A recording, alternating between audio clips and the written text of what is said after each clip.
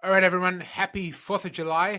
Today we're going to talk about ideas about liberty as I'm proud to be an American.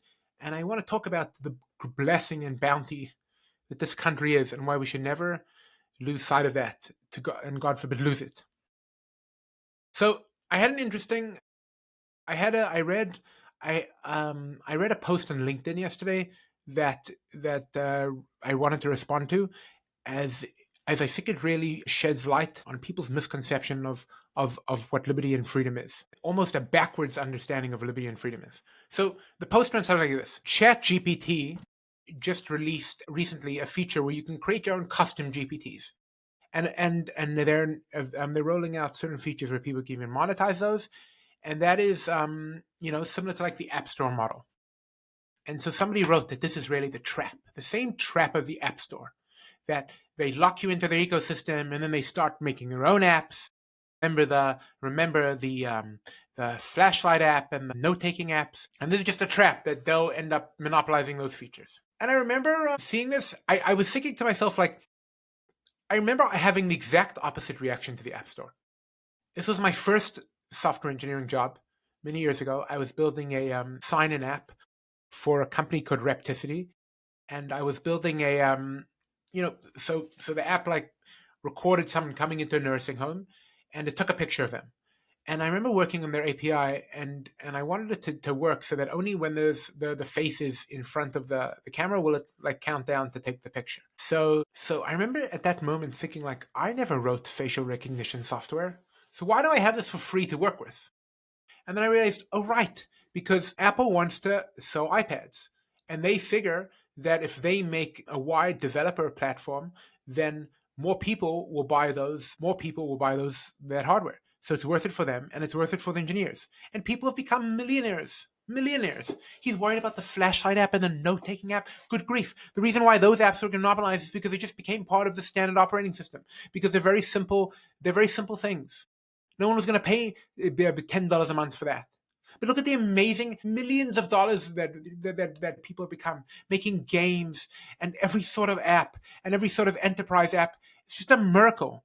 And to look at that and be like, well, that's a trap. Boy, oh boy, that's no trap. If that's a trap, I want to fall into that trap every time.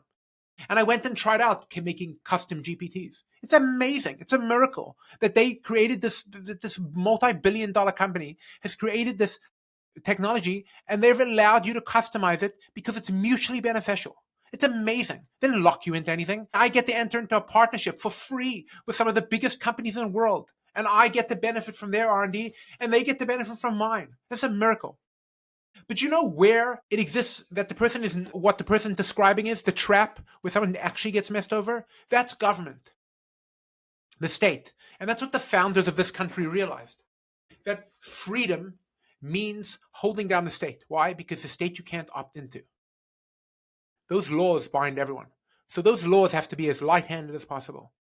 Those laws always have to be there to protect freedom, not the opposite. Not protecting people getting offended, not protecting people's pocketbooks, not protecting the economy, not protecting people's right to not feel bad. No, that's not the government's job. That's not what the government's for. The government is there to protect liberty. And it's done so for very long in this country. And it's done so even despite major attacks. And so when you hear a fool, such a fool, like a guy like Zoran Mandani coming on and saying, well, we should seize the means of production. You, a guy, a 29-year-old loser who's never worked in a day of his life, you should be entrusted with the means of production, not a guy like Elon Musk. Why should you be trusted with anything? But it's beautiful. We're going to trust anyone with anything. If you get people to part with their money willingly, then you get more success. And then if you get more success, then people will part with their money willingly. It's a miracle. It's a miracle. The foolish people of Venice are so upset that Jeff Bezos chose to spend $50 million in their city. If you can spend this much money, you can pay more taxes. Why would he want to pay more taxes? Look what he just did. You want him to not spend money on wine and bill and hotel rooms and food in Italy? You would rather have that go to your government so they can corrupt it into some stupid program? That's not a better thing. That's ridiculous. That's so crazy.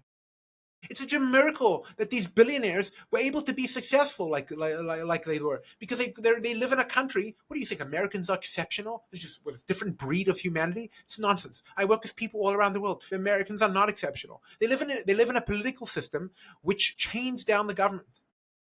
And as much as it's happened, that's been America's success, because freedom is what allows people to be creative. Freedom is what allows people to think. Free speech is what allow people to communicate and come up with ideas. There's no freedom in socialism.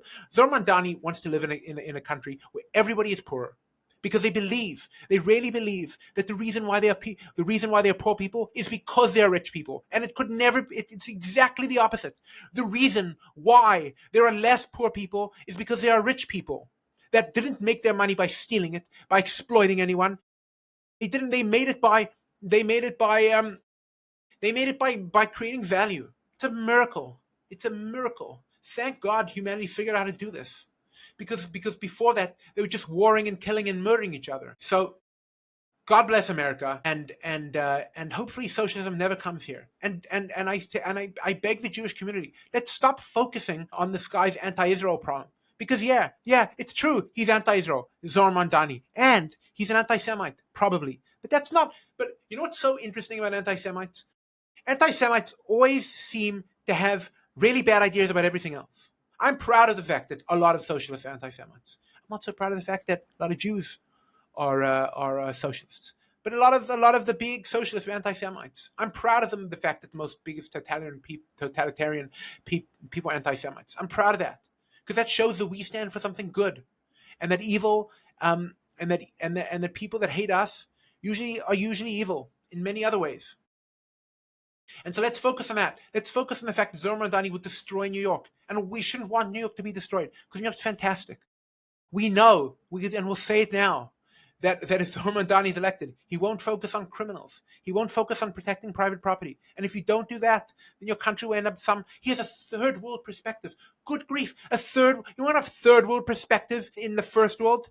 The third world hasn't worked out very well. And as far as this big, beautiful bill goes, it's also really socialism. Because if you take money, we have been spending COVID-19 level. We've been at COVID-19 level spending for since COVID. That's insane. Even if you believe that there was justification to spend like crazy during COVID, which I don't. I think it was the stupidest idea ever. The idea that in a supply side problem you would increase the money supply is absurd, right? It wasn't that there was no money. People had money. It was just that you couldn't let anyone work. You destroyed commerce. But anyway, obviously government had a stupid response to COVID. We're doing an episode on that. But the point being is that how could the government justify that sort of spending now in a hard economy? It's just insane. It's just totally insane.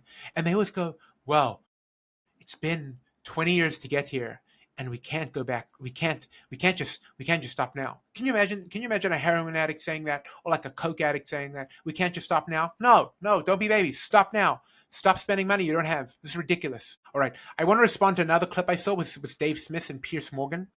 Piers Morgan seems to have this constant question that goes something like this. I don't understand. Israel managed to do the pagers in Lebanon, and managed to attack very, very accurately in Iran. So why can't they do the same thing in Gaza? So this is absolutely absurd. The idea that Israel would be criticized because of their fantastic successes. Oh, look, you guys are so amazing. You did such a good job in place A and B. You pulled off a miracle. Why can't you do it in place C? There's no expectation that an army should have to pull rabbits out of the hat every time they go in a campaign. That's absolutely absurd. The fact is that Gaza is the most is the most densely populated area in the Middle East, and Hamas's strategy was that they would try get civilians killed. That's why they put every tunnel under a school and under a house. Their goal was to create a situation where Israel would have to kill many civilians in order to prosecute their war. So fine, that's their strategy, and that's the Palestinian strategy. So then they have to get their civilians killed, because Israel has a right to secure their country. And that's the end of that. And I just don't understand, Pierce, how you are so stupid. What do you think? What do you think? What do you think? We should just make a campaign to sell beepers in Gaza? Do you think somehow Israel has a bomb that can transport in midair, defying the laws of physics, and then just get under a tunnel? You just skip over the house that's on top of it? Do you think if people shoot rockets from evacuated tents, Israel can't shoot back at that rocket? That rocket certainly means to kill Israelis. The fact that God clearly is protecting the state of Israel by defending against all these rockets does not mean that Israel doesn't have to take a rocket projectile seriously at its people. It's kind of ridiculous. It's just so stupid. It's just so stupid. These fools have just bought into this propaganda. And so if you believe that Israel doesn't have the right to defend itself, then you should say that. But if Israel has the right to defend itself, then it's the right to defend itself against anything, irrespective of the casualties. That'll for today, guys. Happy 4th of July.